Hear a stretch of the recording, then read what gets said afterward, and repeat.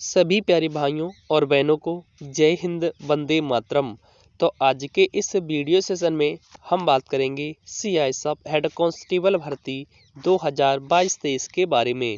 यानी कि आज के इस पूरे वीडियो सेशन में हम बात करेंगे जो सीआईएसएफ हेड कांस्टेबल भर्ती का एग्जामिनेशन आपका हो रहा है, तो इस एग्जामिनेशन में जो आपका नॉर्मलाइजेशन होगा वो किस प्रकार से होने वाला है, आपको नॉर्मलाइजेशन में किस प्रकार से फ़ायदा होगा और आपको नॉर्मलाइजेशन में किस प्रकार से यहाँ पर नुकसान भी होने वाला है। यानी कि इस पूरे वीडियो सेशन में हम आपको एक महत्वपूर्ण जो जानकारी है वो आप लोगों के साथ में शेयर करने वाले हैं। तो चलिए आज का ये वीडियो सेशन स्टार्ट करते हैं। तो वीडियो सेशन को स्टार्ट करने से पहले मेरी आप सभी लोगों से एक एडवाइस रहेगी कि अगर आप भी सीआईएसएफ हेड कांस्टेबल भर्ती के एस्पिरेंट्स हैं और इस भर्ती से संबंधित आने वाली जितनी भी महत्वपूर्ण अपडेटें हैं, इन अपडेटों को सबसे पहले और सही पाना चाहते हैं तो चैनल को सब्सक्राइब करके चैनल के साथ में जरूर जुड़ जाएं। चलिए वापस आ जाते हैं अपने वीडियो सेशन पर।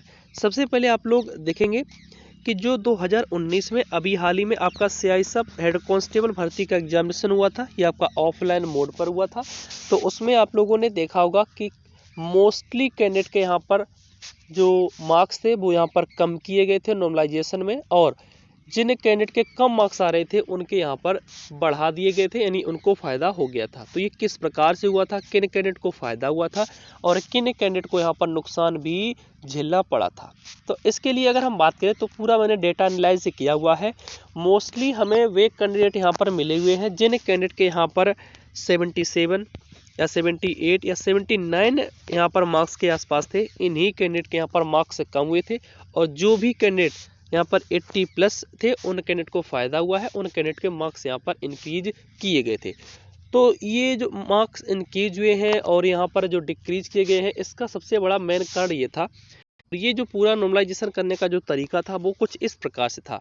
जैसे कि अगर कोई सिंपल क्वेश्चन है और अगर आप उसको गलत करते हैं तब निश्चित तौर पर आपको नुकसान होगा, और अगर आप सिंपल क्वेश्चन को सही करते हैं तब आपको यहाँ पर किसी प्रकार का नुकसान नहीं होगा। क्योंकि जैसे कि अगर आप लोग ये मानकर चलिएगा कि आप लोग कैसे जानेंगे कि क्वेश्चन आपका सिंपल है या फिर आपका कठिन क्वेश्चन है, तो इसके लिए क्या होता है कि जैसे कोई भी क्वेश्चन है और इस क्वेश्चन पर कैंडिडेट ने अपना आंसर दिया हुआ है और 70% ऐसे कैंडिडेट हैं जिन्होंने इसको सही किया हुआ है, और यहाँ पर 30% ऐसे कैंडिडेट हैं जिन्होंने यहाँ पर गलत किया हुआ है, तो इस क्वेश्चन को माना जाएगा सिंपल। या फिर ऐसा भी हो सकता है कि 90% कैंडिडेट इसको सही कर देंगे, 10% ही गलत करेंगे। तो इस प्रकार से सही आपका जो सिंपल और हार्ड क्वेश्चन होता है वो इस प्रकार से पता लग जाता है। अब बात आती है कि जैसे आपने क्वेश्चन है आपका सिंपल है, आपने गलत किया, और जो कठिन क्वेश्चन है उसको आपने सही किया। इसके बाद में एक और क्वेश्चन है मॉडरेट टाइप का है, वो भी आपने सही किया, लेकिन जो सिंपल क्वेश्चन है वो आप गलत कर रहे हैं, तो निश्चित तौर पर आपको यहाँ पर मार्क्स जो है वो कम होंगे, आपको नॉर्मलाइजेशन में यहाँ पर फायदा नहीं मिलेगा, आपको नुकसान ही उठाना पड़ेगा।